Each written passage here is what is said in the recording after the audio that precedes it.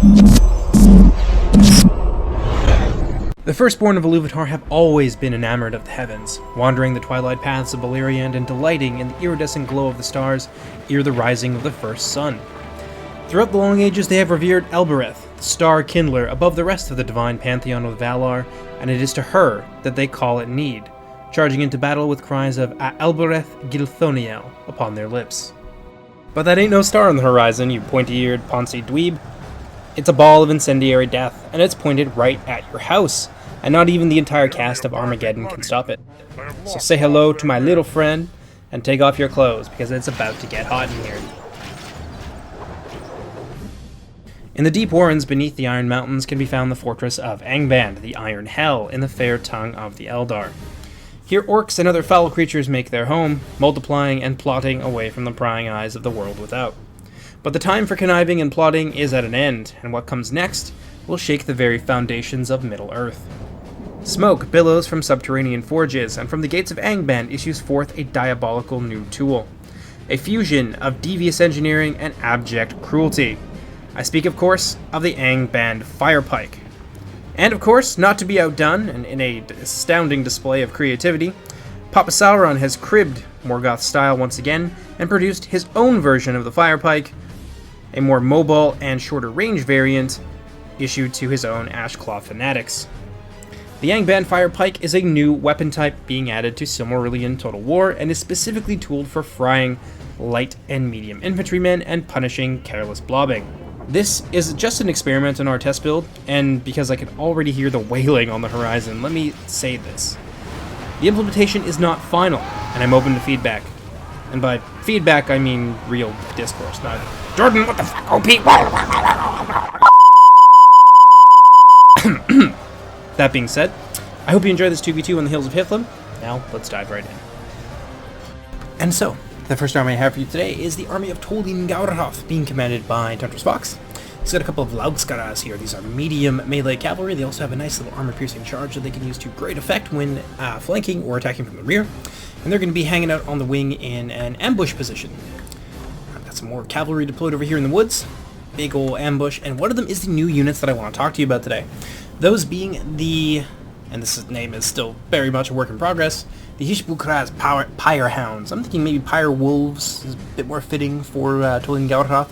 But nonetheless, all the things you need to know about the unit is that they are a flame-based weapon, and therefore they have low base damage, and they are quite good at punishing light infantry. Heavy infantry will shrug off their attacks like basically nothing has happened, but light and medium infantry, especially medium infantry being attacked from the flank or from the rear, are going to take that flame bukkake very, very poorly, and it is going to kill them by usually the 20s and 30s in terms of model count.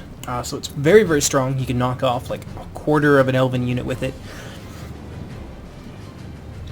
Pardon me. You can knock off about a quarter of the elven unit with it in fairly short order, but only when you're in advantageous firing positions. So enfilading fire with these weapons, incredibly strong. Fire from the rear, it hurts, but it will also pass through the units because the projectile itself is body piercing. So it will hit things behind it. So if you go directly behind somebody and you fire into your own troops that are pinning them in place, which you can absolutely do. Pyrehounds are quite mobile and can fire while moving, so that's totally something that's going to happen to you. You will actually hit your troops in behind it, so make sure that you're picking your targets well. Otherwise, you will probably fire your own troops, which makes it, I think, a very thematic weapon for the evil factions, because what do they care about the sanctity of life? They'll kill friends, enemies, as long as there's something in it for them and it advances their strategic evil-ass goals.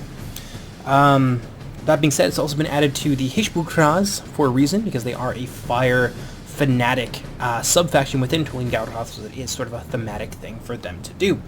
The big differences between them and the Iron Drake unit, which I'm about to show you, or I will show you in a few minutes when we get to Angband, is that these guys have shorter range, 65 range, so very, very counterable by horse archers.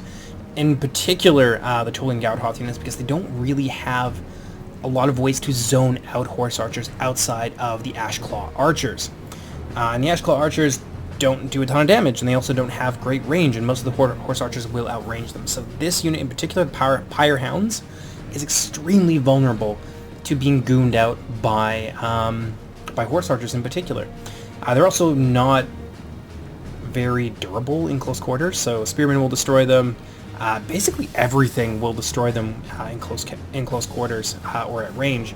But because of their mobility, it is easier to get into a position where you can lay down a blanket of enfilading flame and just immolate an entire unit of elves, and sometimes even your own units in the same process. So, pretty cool unit, very thematic. Let's move on.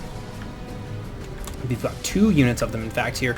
Worth noting that these units are capped at 2, but they also cost 1,000, so they're extremely expensive.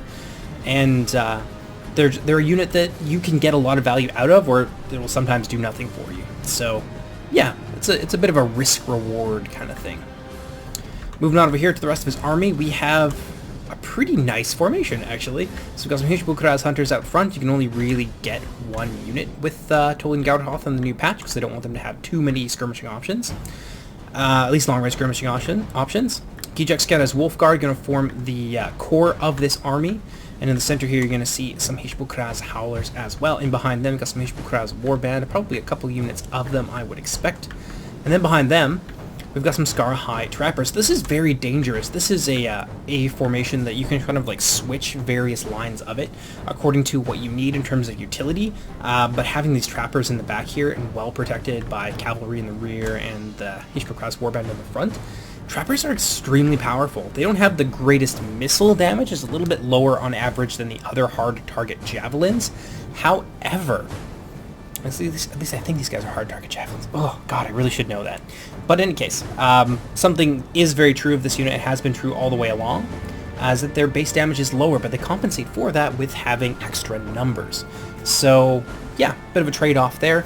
But very, very scary, can be devastating to an elven front line if they're allowed to expend their entire ammunition pool. And then, of course, behind them we have the Hispal Ash Priests, the demonic orc sort of leaders of the Hispal caste. These are a species of bulldog, very scary, they are relentless, armor-piercing, and they've got armor-piercing sling bolts, or rocks, I guess, that they throw that will immolate enemies upon contact.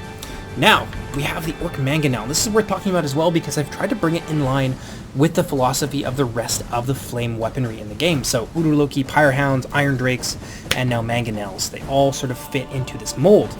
The Mangonel has lost its armor piercing. It doesn't do the ground burn effect anymore, but what it does do instead is when it bursts, the burst is a forward sort of 90-degree spread.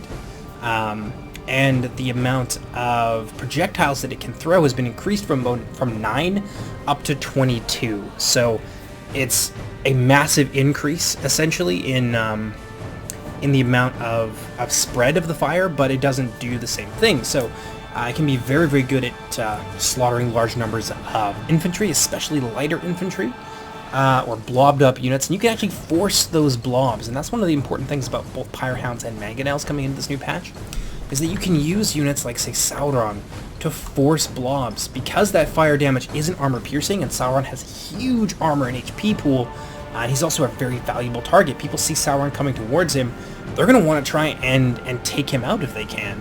And so you can get units to try and goon up and like blob up around him, and then you unleash fire upon them, and between them and Sauron whacking away at them, very, very potent. So you can use them as bait. It's a nice little synergy with the new flame weapons and some of the existing roster for Tolin Gauthoth. So I was really happy to have that in game. Now, moving on to Angband Army, being commanded by Stuart of Dale, who's one of our developers.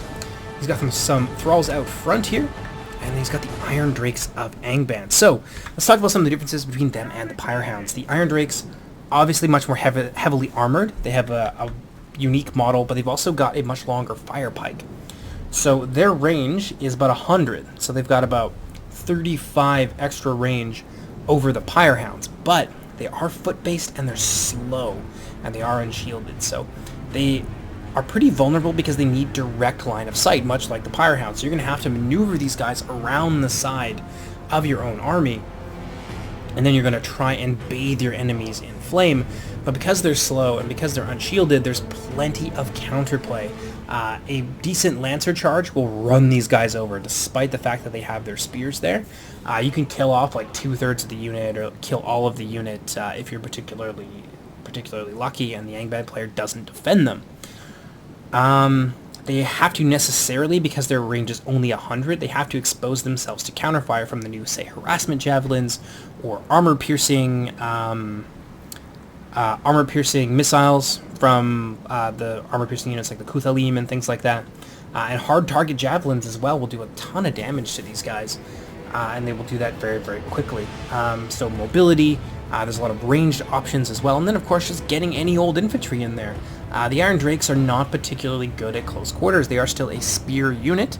They've got about 7 damage, but they take all the penalties associated with being a spear unit. So you can basically throw any old chaff at these guys, and that will tie them down for basically ever, and you can continue to give chase once the Angband player tries to disengage. So plenty of counterplay. I think they're reasonably balanced for what they are. And you can't really use them from the front unless you want to like expose them to a charge from infantry. And even if you did that against heavy and medium infantry, it's not going to do a whole lot because that shield value gets applied, and then of course there's the armor value as well. So interesting. I have the Orc Manga here as well. And behind them, got some Bulldogs from Stewie. Really scary looking unit. Hopefully we'll have some more custom voice lines that I recorded months and months ago for these guys in-game. We do have somebody working on that right now, so you will see an audio overhaul coming to Silmarillion as well. Tormentors of the Iron Crown mixed in with some Iron Shot Halberdiers here out on his wing. That's a very, very scary amount of armor and armor piercing. And then behind them we got some Ravagers as well. Reavers of Anfauglith forming the reserves here in the center behind the Bulldogs, and then another mix of the Tormentors of the Iron Crown, just being basement of course, and the Iron Shod Halberdiers mixed in with some Ravagers. And we've got some Urloki as well, so very much a flame-based build from both of the Orc armies, rather, both Tolin Gaurtoth and the armies of Angband. And so, that is almost it. No, we do actually have some Trollguard of Gothmock here, so a nice core of monstrous infantry as well.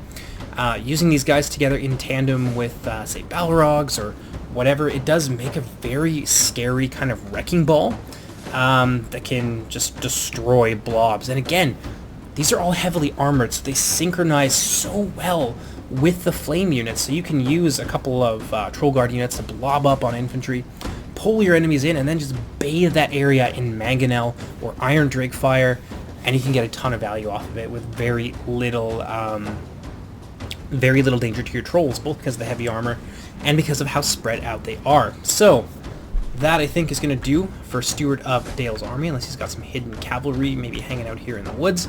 Let's go ahead and see what his rivals across the field are bringing to the battle today. So the first red team army I have for you today is the Philotherum. There's some pretty interesting changes that have come to the Philotherum. If you guys haven't been keeping up with their videos, I will be going over them in brief here. So the Marines of Bethombar have been changed to be a harassment javelin class. Basically what you need to know about harassment javelins is that they have high range, high ammunition, but a low base armor piercing damage.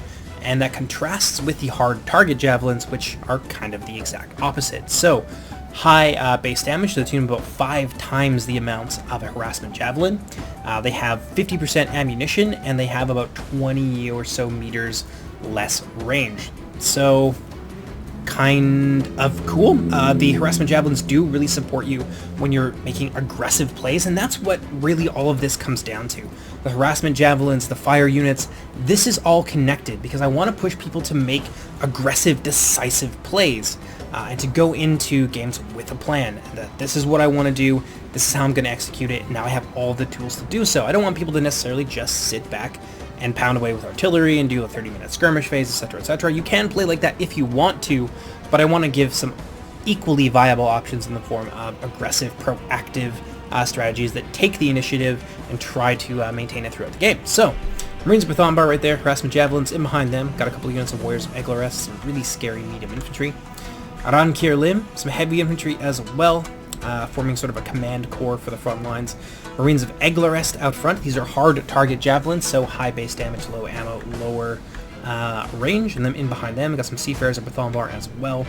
Very, very cost effective, these lighter units, and they are quite quick. So I think you're going to see a lot of work being put in from lighter and medium units moving into the next patch. But of course, there are some checks and balances in the form of the new flame weapons, so heavy infantry will still have their place.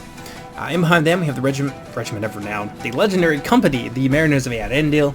They are an anti-elephant medium infantry, and they also have a surprising Inspire bonus of 2 morale in 100 meters. So they're basically buffing this entire side of the army just by themselves. Spear Host of Berthombar as well, they've been given a light javelin, so they're neither harassment javelins nor hard target javelins. They are not a dedicated skirmisher at all, but they do have a little javelin just to kind of soften up people, and because it is kind of thematic for the Philotherum to have that. Seafarers of Berthombar as well, still just macemen, no hand-thrown weapon, not yet anyway. I got some more of the Spear Host of Berthombar over here. Those are both detachment units. And behind them, we have the Arain Ephedun, who have recently received an armor upgrade. Currently, it's not visual, but it does give them the extra 2 armor, so they are nigh on impervious to damage from the front. And then behind that, we've got a couple of catapults. His ally off to his right here is going to be the Realm of Doriath, commanded by Captain Gervais. He's got Shield Bearers of Region here on his front line, Sword Host of Region, more Sword Host, and then in behind them he's got some Axe Guard. And it's sort of like a Triplex Achilles, sort of Roman-esque formation here. More shield bearers and such in the front. We've got some marksmen of Region deployed over on his right wing. In behind, we've got some Spear Host of the Girdle, the full unit of them. Still basically the same as it was, but they do have poison javelins, of course. That is something to note, and you'll probably see it in game when they have that black chemtrail. Mounts Company of Region supporting them. And then out front here, we've got a couple, I think just one, actually, unit of Rangers of the Girdle. This is one of the few dedicated skirmish units that Doriath has, and they are quite small because, of course, Doriath ain't about that sitting back, being a coward, picking away at your enemies from a distance life. They want to get up close and personal because they have an axe to grind. And we're definitely going to see that in this army here today. Spear Host of the Girdle in behind. These are some harassment javelins, but the meat of his army is still warriors. It's still things like the Tiren Leistanen, the legendary... I was going to call them the Legendary Company, but the Legendary Company for the Doriath is the Tiren Leistanen. Particularly useful for breaking up formations with their armor-piercing and high-mass projectiles. And that was one of the things that Doriath really did struggle with in the past. Not sure it's the greatest pick for Tolin Gaudhoth, because they have just a abundance of light and medium infantry, so they're really just another axe thrower, so I'm not sure I would have brought them in this matchup. I would have maybe gone for something else. But it has another unit here of the Warriors of Region, and then some Donath and Mablung, and that is where Thingol the Grey, Elu Thingol, is going to be hanging out today. And then in behind them we have a final reserve here of Spear Host of the Girdle. So a nice army, nice and spread out too. Rex is definitely ready for that flame pain coming down range from the other end. And so, let's get into the battle. Hope you guys enjoy. So the game is going to open with some artillery volleys here. You can see the new Mangonel projectile in action. It has a longer fuse time, so you can use it at a greater range, but the trade-off to that is when you throw at a closer range, instead of, being more aware of your spacing and putting it farther back, maybe on the hill, is that you're not always going to get the flame burst. So, decent enough hits there, smashing into the front of the Seafarers of Berthombar, frying a few of them, but many of them are going to get up. But the Philotherum are not going to take that line down, of course they're not. They're going to return fire with a salvo of fireballs of their own, and there it is, the new projectile in all of its glory, unfortunately missing the mark here a little bit. So one of the things that you need to do when you're using your artillery is target things in the back of what you want to hit, because the spread on that, as we saw, it's massive. And if you're targeting something in the back and you're a good distance away, it's going to blow up over the middle of this formation, and it's going to spray this whole area with fire. A lot of medium infantry, a lot of light infantry, and they're definitely going to feel it in the morning. Exchanging volleys from both sides, fireballs flying through the air, crisscrossing, passing each other mid-flight, as the battery there from the Philotherum is opening up upon their foes. Ooh, very unfortunate there for a lot of these orcs, but these are just Hispal Howlers. If you're going to lose anything to a fireball, it should probably be them. They're pretty squishy, pretty expendable, and most of all, exceedingly cheap. So we have this little artillery duel here going down from both sides. The Philotherum trying their best to hit the Tormentors here, which can't say I blame them. It's a good target to go after, although I'd probably target the Uduloki, and then it would hit the front of these Halberdiers, which might not be what they're doing. And if you're lucky, then you'll end up hitting the Uduloki, which will instantly kill them. Always a good thing. Yeah, not a lot of value coming in from that catapult, and that's one of the things that you have to make sure that you can get when you bring double catapult, is that The second you do that, you're communicating to your enemy that you're going to sit back and kind of pound at them. And then they have a choice. They can either move forward and play your game and come and attack you, or they just sit in loose formation, spread out their army. Ooh, that's nasty. And then hope you don't get too many nice little hits like that one. See, he's spreading his fire here, going for both enemies at once, and that's going to do okay for him, I think. He's going to get, yeah, a small lead here for about a couple of percentage points. There goes that mangonel. Oh, I hope that one blows up in midair. Doesn't look like it will, though. Sad face. Yeah, and that's one of the tricks to using artillery, is it's not just like a set and forget kind of thing, and you've been given enough range with your artillery that you can actually accomplish this, and this is something that you should think about, is the spacing on them, because for things like the mangonel, which has a fuse time, you know, things like that, you need to be aware of that, so that you can get the sort of maximum out of them. So Stewie, a little bit too close here with that mangonel. I would probably move it back to like maybe this third kind of shrub here, and then fire from that point, because you definitely still have enough range to hit your enemies there. But look at that, that's perfect. That's actually going to take some of the Rhine Ephedune with them. It's going to get into the Seafarers from the front as well. Look at that mangonel bathing these guys in flame. And because there's so much more spread, loose formation is not nearly the same sort of defense against a mangonel that it used to be. Ooh, yeah, some nice fire there into the marksmen of Balar. 10 of them, or 13 of them rather, because there's Bannermen included in there as well. I've already gone down. Oh, nice. Taking some brutal bites here out of the front of the Marines of Eglarest. Taking them down from 140 to 144 rather to 127.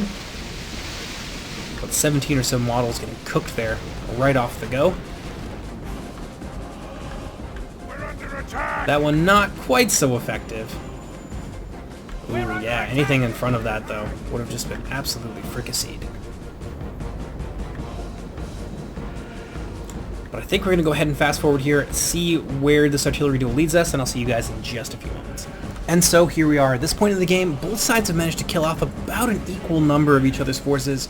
It's 5% to 4% on both sides. Got a little bit more of a skirmish fight going down here between the Hispal Hunters and the Marksmen of Region. I don't know why people insist on bringing the Marksmen of Region as just regular skirmishers. I think it may have something to do with their being reasonably good melee combatants. But this is not really the kind of thing that you want to use marksmen for. They're not here to trade with regular skirmishers, and using their ammunition on a unit of Hispal Hunters, unless you had no other choice, is sort of a waste, in my opinion. Because the real strength of these units' ammunition is that they're so disruptive and they're just able to be a pain in the ass. But in any case, if you look here at the Tollengaudhoth formation, they've swung a couple units of the Hispal warband over to their left wing, and they're supporting them with the Hispal Hunters. I think what we're going to see here is maybe trying to either bait the Mounted Company into a silly engagement with the Hispal warband by exposing the Hunters and leaving them out there as sort of like meat in the trap, or there's going to be a big push here, and the purpose of these warband is to like bully their cavalry out of the way, stop them from like immediately engaging in melee, maybe giving some of the Hispal units an opportunity to open up on the cavalry, thin out their numbers, because there is certainly a quality versus quantity disparity there between the Elven and the Orcish cavalry. And then using those lock morale spearmen to just kind of tar pit, get in the way here, and tie all these other units down, like the spearmen, for example, so that they cannot come to the aid of their cavalry. That's what it looks like to me.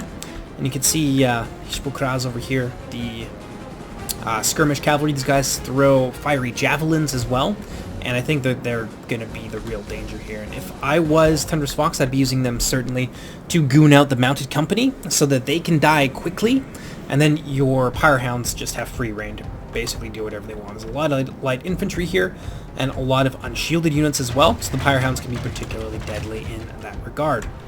As well, the Hispal Hunters using up a lot of valuable ammunition that could otherwise be used to stop the Hounds from a distance once they rear their ugly heads. Over here you can see Angband going real wide in response to the kind of bunched up and more passive approach being taken by Lord of Belagost and his Philotherum army. And again, I've seen this in the last few replays that I've seen, and I really can't overstate how valuable it is to take the initiative and to maintain the initiative and to go on the attack. That being said, Belegost's army isn't super suited to going on the attack here, especially with these 2 units of catapult. And they got decent value, killing off about 4% or 5% of the enemy army. But the rest of his army here, it's a little bit more suited to kind of like being passive and just like sitting on the hill, which is basically what he's doing here. But Angband, that just gives them all of the options. So they do actually have some cavalry on the field here today, so they'll be using that to support their troll guard in case there's some, I don't know, hidden Philotherum cavalry in here. And I think there might be a unit of scouts or something hiding in the tree line. But those in tandem with the troll guard, once the troll guard get in there, they're going to smash apart these warriors of Eglarest. There's lots of numbers here, warriors of Angband. One of the phalanx is moving forward as well. And there's not a lot of like proactive kind of play here on the part of the Philotherum to make sure that he's not able to do that. In fact, these Marines of Eglarest here very much in danger of getting themselves flanked. Frontal assault here from Steward of Dale as well. Tormentors and Halberdiers moving in together. Thralls of Angband now out of ammunition, but they're just mostly here to be irritating. Hard javelins opening up on the halberds, which is exactly what you want to try and focus down, because this is one of the sort of main scary things that the Philotherum, especially this composition, which is lacking the nobles entirely, is going to struggle to deal with, as well as the armor and things like that that the Tormentors of Angband bring to bear. So general charge here from Angband, along with Tulin Gaudhath as well. The Gijek as a Wolf Guard and the rest of the Wolves of Gulkala keeping pace with their Angband ally, and now the ambush has been sprung, and look at this. Squadron upon squadron of the Wolves of Gulkala charging forward out of the woods. Gotta be scary if you're Rex, and all you've really got to deal with that are some spearmen and a single company of cavalry. So if I was him, I'd probably be panicking a little bit at this point. Try to pull back my marksmen. I've got them over here as well, and they're going to probably focus down the Hispal Ash. You gotta hand it to Tundra's Fox here. He's presented some obvious targets to skirmishers that don't have a lot of ammunition that Rex is going to want to shoot at, but Hounds, I think this is them over here. They might even still be hiding somewhere. Yes, indeed. So we do have a unit of Hounds here. So basically what he's doing is baiting out the rest of that ammunition with some targets that Rex is going to want to shoot at anyway. And then once that's happened, he's managed to sweep this cavalry off the field. I think we're going to see the Hounds come out. That's some really cunning tactics there on the part of Tundra's Fox. Doriath not going to just sit here and wait. They're going to charge forward and take the fight to their foes. Sword Host of Region charging on several fronts. They're going to deny the Hispal Ash Howlers their charge bonus, and therefore a lot of the efficiency that such a cheap unit like that can get. Ooh, that could be ugly. Let's see if it bursts. Oh, it's going to burst. It's going to bathe that area in fire here. The Tyrian Lysdana and are not going to appreciate that too much. Luckily, there was a lot of sort of like overshoot here. And because they were already moving, they managed to get under the worst of it. But, ooh, yeah, it did still take down quite a number of them, nearly about a tenth or so of the entire unit. Whereas Region in that second line moving to engage right now. The Philotherum kind of struggling on the front line against the Iron-Shroud Halberdiers. They did manage to take down about 25 of them or so before they got in, but I don't think the Marines of Eglarest are really able to use all their ammunition. That being said, Meridas Varendiel moving forward and supporting the Seafarers of Thombar. They're going to smash their way through some of these high units fairly well, but they're not going to outright win. They're more about efficient trading rather than overpowering units through brute force. Over here, Seafarers doing pretty well. A lot of dead wretches in here. A lot of dead other units trying to push their way through them. These Marines of Thombar going to try and throw, but they have had a lot of time to do this. I think this is a little bit of sluggishness here on the part of Lord of Belegos. These guys have 100 range, so they could have been peppering things here, especially with this hill, for quite some time. I think they've only just started winding up that animation, so that's really not good. Over here, we do have some Scouts of Eglarest after all, and the Wolf Riders of Angband looking like they probably got the worst of that, either from the Javelins or from close quarters fighting with the Scouts of Eglarest. The Wolf Riders are not great one-to-one units, but they are a really good screen, and they do pair well with units like the Troll Guard here or with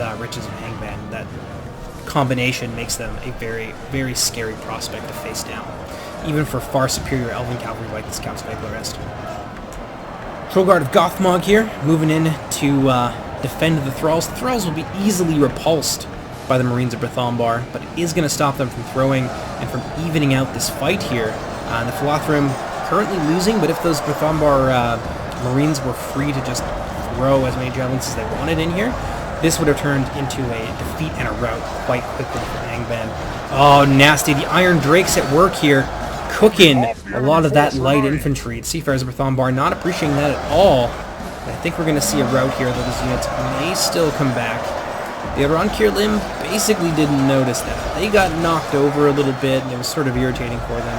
But most of these kills are actually coming from the basement here, who are specifically tuned to chunk through that heavy armor and with the halberdiers as well in support. Meanwhile, over here in the front, Uroloki have gotten in here. I mean, Mariners Vearendil, not bad at all against the Uroloki, but with the support of the rest of this infantry, this is a tall order for the Philotherum. I don't think they're going to hold on for too much longer. That being said, at least Doriath is doing well. Since the Ravagers and the Wolfguard are winning, but frankly, I don't believe it. Got some fire damage in here as well. Hispal doing their best to zone out a unit of shield bearer detachment from the looks of things, but they are being supported by some harassment javelins in the form of the Spear Host of the Girdle. Let's see those poison gabbies being tossed here, and the Hispal are not going to appreciate it. It's going to hurt. A number of them are going to fall. Now, what I'm really curious about is where the hell are the Pyre Hounds? I want to see them come in here. A lot of the cavalry's managed to get in behind, but there's still a decent amount of spearmen here, so they don't want to just charge in there recklessly. And you got to hand it to Rex. I think he's playing this all the right way. I've said a lot about being passive, but this is one of the situations where you want to play a bit more defensively. These spear hosts could like move forward and toss some stuff at these guys, but having them here is a useful screen, and then using your mounted company sort of reactively, along with some support from the skirmishers. This is everything that you need to zone out cavalry for a huge amount of time, and especially the Tolan Gauderhof cavalry, which is so fragile. This will not turn out well for them. Mounts company here, gonna go chase a unit of Laugskaraz. I think they're going to need some support here from the Spear Host of the Girdle. It's hard to, pull them off, but I think that might be what's necessary unless he has some reserve units here. And he does. He does have some shield bearers and other things like that in place that could be brought to the support of these mounted company here. Let's see how we're doing. Sauron getting picked on a little bit by the Tieren Lysdanen. If they're able to focus fire him, especially if the Donathan Mablung can get into Sauron, well, that's going to be all she wrote for the Lord of the Rings. He will not last very long under that sort of armor-piercing, withering assault. In come those AP axes. Very nasty indeed. Scarhead Trappers moving forward to try and keep these Donathan Mablung in place, basically. While the Ash Priests are also tossing in some of their projectiles in support. The Donathan Mablung, who were previously unblooded, are going to be in for the fight of their lives as a swarm of orcs moves forward. Now, most of this chaff they will be able to cut their way through, but with support of the Hispal Ash Priests, it might not be such a sure thing for them. Uroloki, I don't even think they fired a single spit of fire at the Philotherum, but things are just looking really bad for the Philotherum here. Ravagers have moved forward. They managed to basically destroy the Thralls of Angband. They killed, I think, about over half of their original number very, very quickly. But the Ironshod Ravagers here moved in as well. And while they were holding their ground, it wasn't going so great for them. Erai and Ephadun here squaring off against two companies of Troll Guard with some Scouts of Iglarist in support, which might seem crazy, but honestly, the way that melee cavalry has been shaped in the mod so far, you can use them as a mobile cavalry reserve. So this isn't the worst thing to do, especially when you're trying to keep your general alive. Marines of Eglarest have come back. They definitely still have some ammunition. The Troll Guard are going to focus on the Marines of Brythombar, who certainly have not a ton of damage, but they do have volume of fire, which can be scary for the high armor of the Troll Guard. But this is a great move here by Belagos. Marines of Eglarest laying down some enfilading fire into this company of Troll Guard. It's gonna hurt. Might be able to kill them off, but the Ironshod Ravagers are certainly going to have something to say about it. I don't think these Marines of Brythombar will be able to hold on for too much longer. What do we got in the back here? It looks like some Spear Host charging forward, trying to do something to the Hispal Pyre Hounds. But I want to know where Angband Iron Drakes are hanging out, because I know that they're around here somewhere. Probably assisted somewhat in the breaking of those lighter Philotherum units. Ash Priests here moving forward, and what do we have in the back lines now? I think we're going to start to see more of the Pyre Hounds be brought forward. Yes, indeed. Have a unit here of Pyre Hounds that still obviously have some ammunition. Tundra's Fox probably looking for an opportunity to use them somewhere. Spear Host of the Girdle here, managing to repulse a unit of the Hispal wargs. Wonder if Rex still has his cavalry. Indeed he does. Some great combined arms here from Rex. He's going to be able to repulse the majority of Tundra's Fox's cavalry, which I have to say, Tundra's Fox has, you know, he's picked some good engagements here, and he obviously had a good strategy, but I don't think his cavalry was used very well. It is pretty micro-intensive to have that much cav, but if you're going to bring it, you better be able to know how to use it. And unfortunately, the rest of the Toland Gauderhouse cavalry was not really used to their greatest effect here. They've mostly been zoned out, fighting on the back lines, but I want to see what the Hispal Pyre Hounds have in store. And this is, I think, going to be a classic tactic when you're moving into this new patch, using trashy units here to pin things in place and to create opportunities proactively for your Pyre Hounds. So let's see. Huge volley of fire. It's going to kill actually a lot of them. I think it's going to kill about 23 or so models off of that shot. But they are being engaged in close quarters here. A few parting gifts as those wargs begin to flee. But it's actually going to kill some of the warband there as well. You can see the overshot. That was almost as devastating for the Hispal warband as it was for the Marksman of Region. So a bit of a double-edged sword there.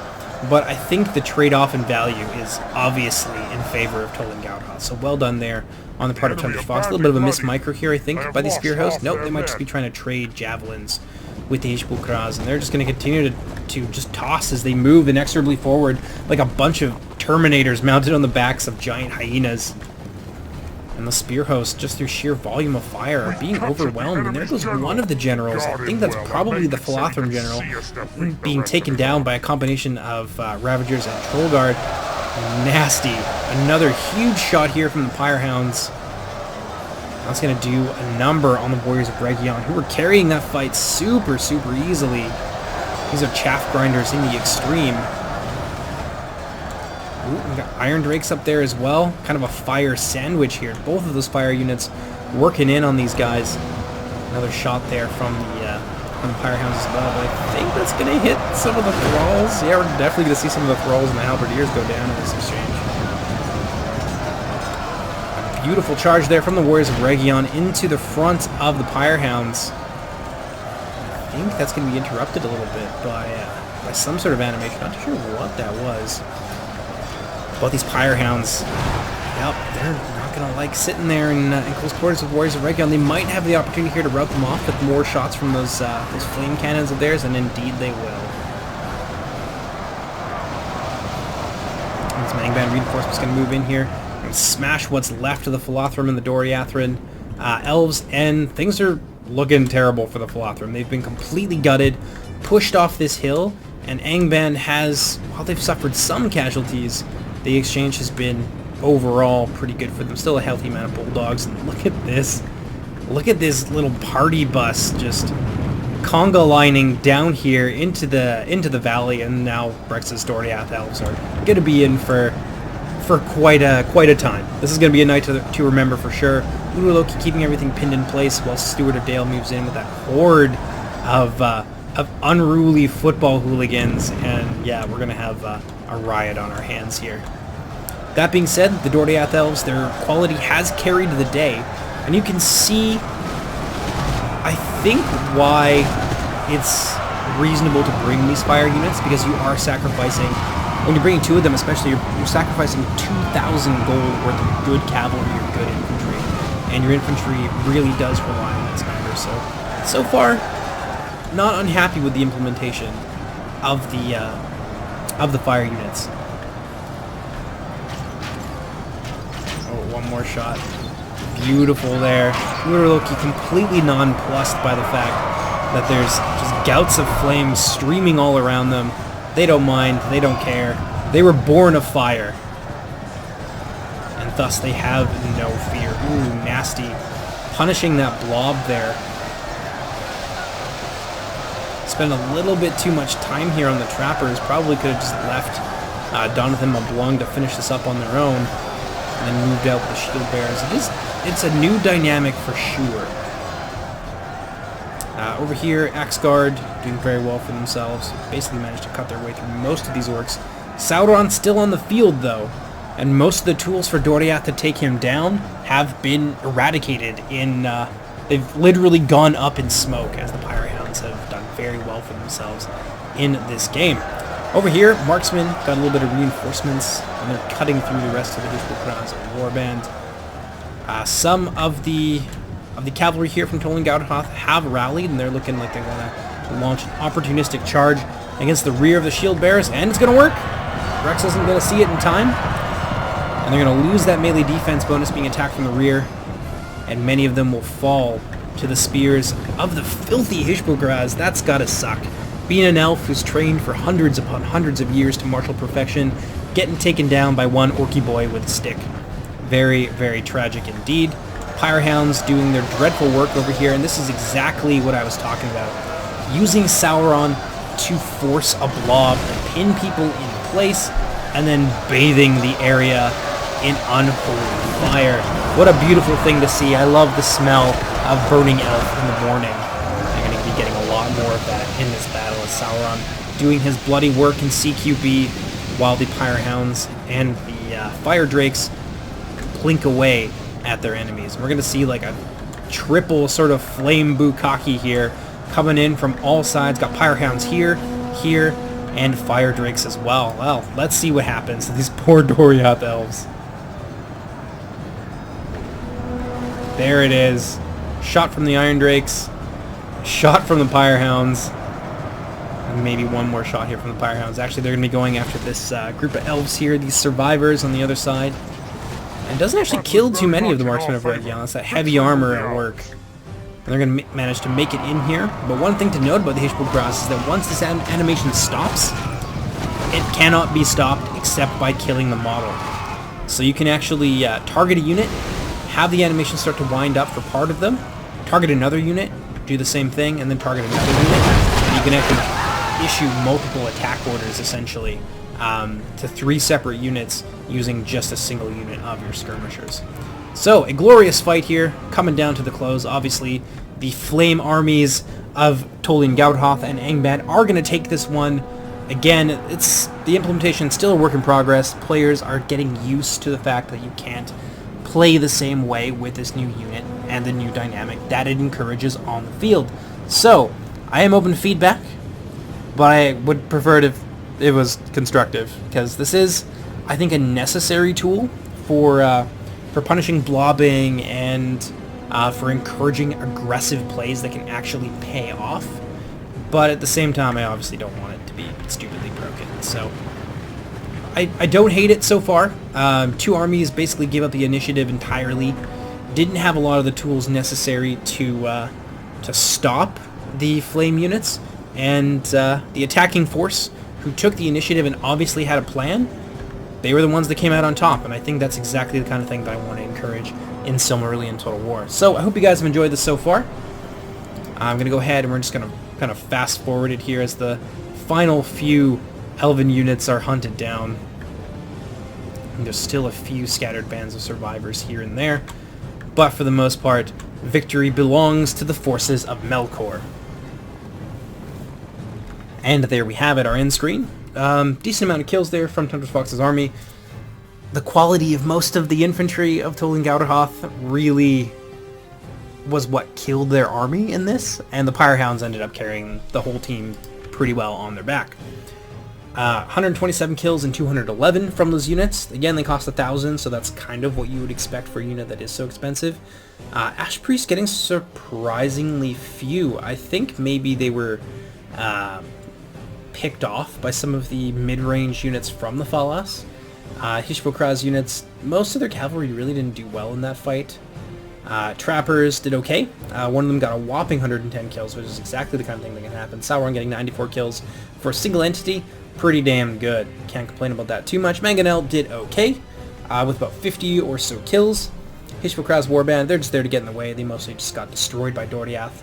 Laugskaraz didn't do well at all, and the Wolf Guard doing decently with 93 and 84. And the Hunters getting 81 kills, which is, it's a really inexpensive unit that does good damage and has lots of numbers, so yeah, it's really good performance from them as well. And then finally the Hispal Howlers, they kind of just died, but that's what Howlers are there to do. The other two Elven armies did well enough. Pretty similar performances from both sides, but I think Belegost had, at its core, there was like a comp problem here. When fighting Angband like this, I would definitely be bringing Nobles as a core, rather than double Catapult. It can work against Angband if they go like really deep, mid-tier heavy formations, but Steward of Dale, he went wide, right? Especially once he saw that there was, you know, a couple of... What was that? Car outside my window. Sorry about that. Once he saw that there was a couple of catapults on the field, he just went really wide, and then he managed to mitigate most of that incoming damage. And as we could see, like, the important units that Belegost wanted to shoot at, I mentioned that you want to shoot at things behind your actual target, because that's the best way to hit them when using artillery. Steward of Dale didn't give him that option. He just had his phalanxes, and then there was nothing really behind them to give Belegost that kind of firing solution. So he managed to negate the advantage of both the hill and the artillery just by positioning. So hats off to Steward of Dale there. And yeah, I really like that as a tactic. I think that's the sort of like ingenuity, like the tactical ingenuity that I want to encourage in the mod moving forward.